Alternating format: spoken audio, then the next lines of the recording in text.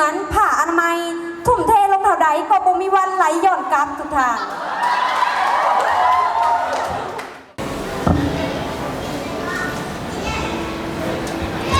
สบายดีอีกครั้งหนึ่งผู้ปกครองควรห้ามให้นักเรียนมีความหักในวัยเรียนเป็นญัตติที่บ่อาจสามารถเห็นดีหลายกว่านี้ได้อีกแล้วทุกท่านก่อนอื่นเฮามาเข้าใจความหมายของญัตติกันเสียก่อนผู้ปกครองหมายถึงผู้เลี้ยงดูให้การศึกษาอบรม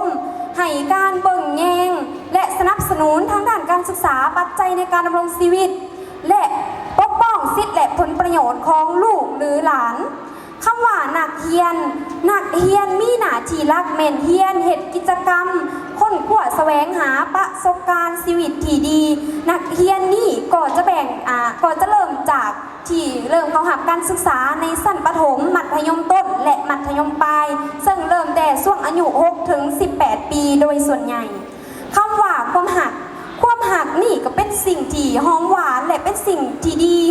เสมอแต่ความหักนี่ก็มีอยู่2แบบก็คือหักเขาข้างเดียวและข่อยและเจ้าเฮาหักกัน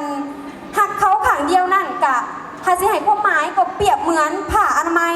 ทุ่มเทลงเท่าใดก็บ่มีวันไหลย้อนกลับทุกทางแล้วการที่ว่าความหักในวัยเรียนนี้ก็หมายถึงการมีความรู้สึกดีๆให้ผู้ใดผู้หนึ่งอยู่ในช่วงเวลาของการเข้าหับการเรียนรู้และศึกษาหำเฮียนแล้วย้อนเหตุผลใดจึงบอกว่าผู้ปกครองควรอย่างยิ่งในการห้ามนักเรียนบ่ให้มีความหักในวัยเรียนอันดับแรกๆเลยแหละสำคัญอย่างยิ่งคือนักเรียนยังบ่มีความพร้อม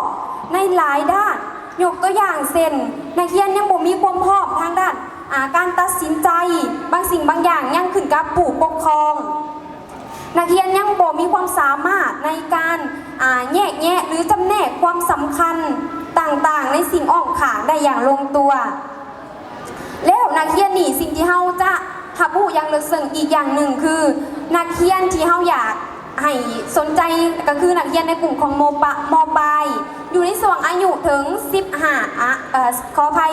13 ถึง 18 ปีในกลุ่มนี้ถือเป็นช่วงของการเจริญเติบโตการเจริญพันธุ์ฮอร์โมนมีความผันผวนในขณะนี้แม่นอีกความรู้สึกหนึ่งก็คือยังมีความรู้สึกเป็นเด็กอยู่และอีกแง่หนึ่งก็คือสามารถใส่เหตุและผลแต่ถ้าหากว่านักเรียนมีความหักในช่วงนี้แม่นจะเหตุให้สารโดปามีนหลั่งออกมาหลายเกินไปจนเหตุให้ขาดความสามารถในการใส่เหตุและผลอีกเหตุผลหนึ่งที่ว่าผู้ปกครองควรห้ามก็คือความหักในวัยเรียนถือเป็นสิ่งที่ไวเกินไป